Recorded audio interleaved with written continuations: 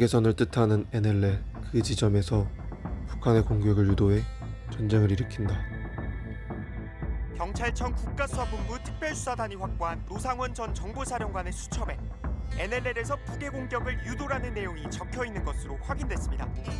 12산 내란을 수사 중인 경찰 특별수사단은 앞서 노 전 사령관 거주지인 경기 안산시의 점집을 압수수색해 해당 수첩을 확보했는데 이 수첩에서 계엄과 관련된 내용이 다수 확인된 겁니다. 경찰 관계자는 오늘 오전 기자들에게 수첩에 있는 내용은 단어의 조각들이라며 정치인, 언론인, 종교인, 노조, 판사, 공무원 등을 수거 대상으로 표현하고 이들에 대한 수용 및 처리 방법에 대한 언급이 있었다고 밝혔습니다.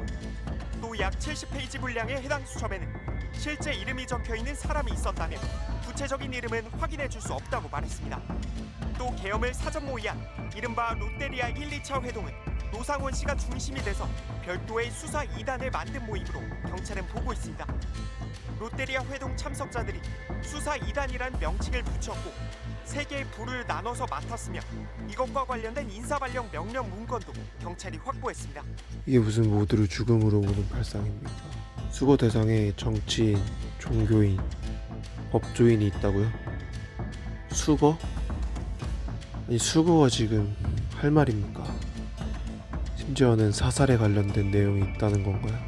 많은 것들이 나왔습니다. 예를 들면 NLL에서 북의 유도라든지 국회 봉쇄 이런 단어들이 나오고 심지어 수사단을 하나를 새롭게 구성해야 된다라고 해서 인사안까지도 수첩에 나왔다는 게 있지 않습니까? 본부장님 맞죠? 이제 그게 뭐 구체적으로 실행된 일까지는 모르지만 메모 내용에서 그런 내용이 있었던 건 사실입니다. 예, 지금 이번 내란 사건의 핵심 주범입니다. 이 양반이 햄버거 집에서 현직 정보사령관과 군인들을 모아서 내란을 모의했던 자로 지금 의심받고 있잖아요. 그렇습니다. 그 사람의 수첩에서 나온 결정적인 거라고 생각을 합니다. 몇 가지만 좀 여쭤보겠습니다. NLL에서의 북의 유도라는 이야기 표현이 있었는데 오물풍선이라는 표현들이 들어 있었습니까? 수첩에? 있었던 걸로 기억합니다. 좋습니다. 수첩에 수거 대상을 일종의 격리한다, 체포의 의미로 이렇게 적혀 있다라고 브리핑에서 하셨습니다. 수거 대상, 즉 정치인, 언론인, 종교인 등에 대해서 수거 대상이다라고 이야기를 하셨는데요. 사살이라는 표현이 있었습니까? 왜냐면 제가 여기서 너무 피사실 아니, 이 사안은 굉장히 중요한 사안인 것 같습니다, 본부장님. 지금 말씀하시는 게 네. 거의 뭐 그 저희가 조사 사실에 부합한다라고 보면 되겠죠. 부합합니다. 예. 좋습니다. 누구를 사살하나요? 국민이 뽑은 의원을? 인간이네? 나라 전체가 인간이네. 잔인한 하지만 전혀 개연성 없이 전개된 꿈과 같은 이야기에 잠식될 뻔했습니다. 모두 죽을 뻔한 거예요. 죽지 않더라도 군인들이 지배하는 삶, 모든 자유가 없어진 삶, 그런 삶 살아야겠습니까? 1979년 12월 군사 쿠데타로 권력을 잡은 전두환 씨는 이듬해 5.18 광주 민주화 운동을 유혈 진압한 뒤 간접 선거를 통해 대통령에 당선됐습니다.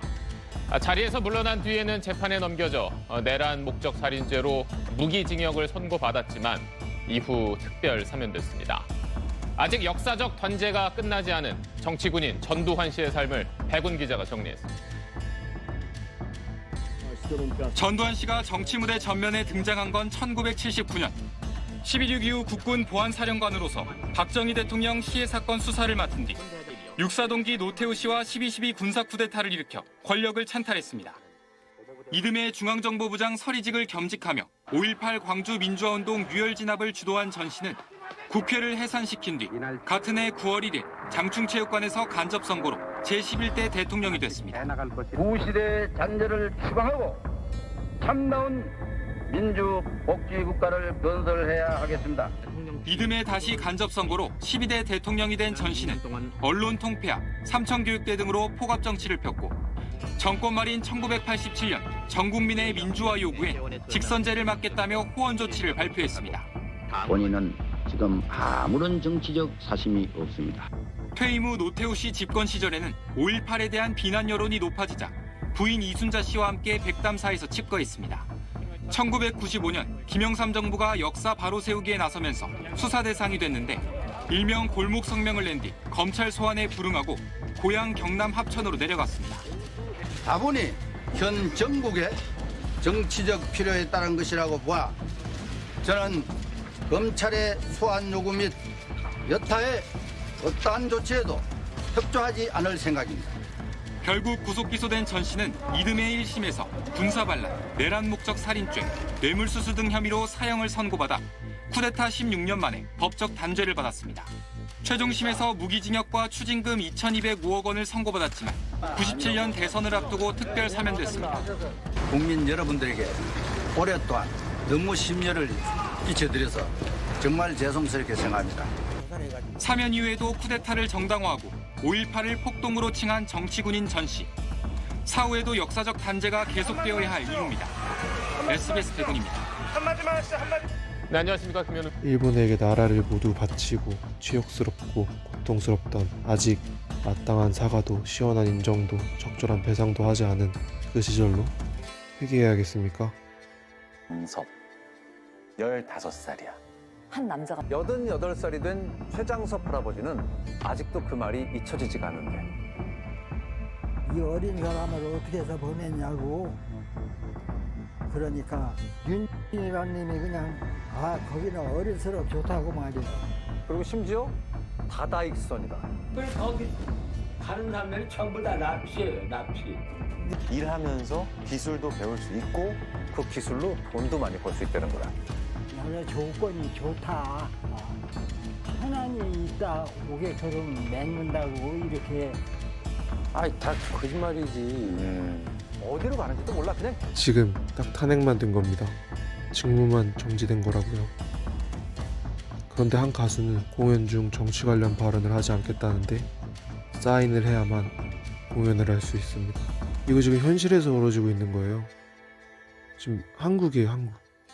지금 시간을 너무 주고 있다고요. 검사도 손 떼세요. 이 증거 다 인멸됩니다. 적법한 절차에 따라 수사해서 가담한 자들에게 모두 벌을 줘야 됩니다. 그러지 않으면 필연적으로 반복됩니다.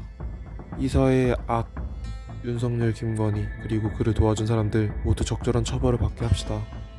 그게 정의 구현입니다.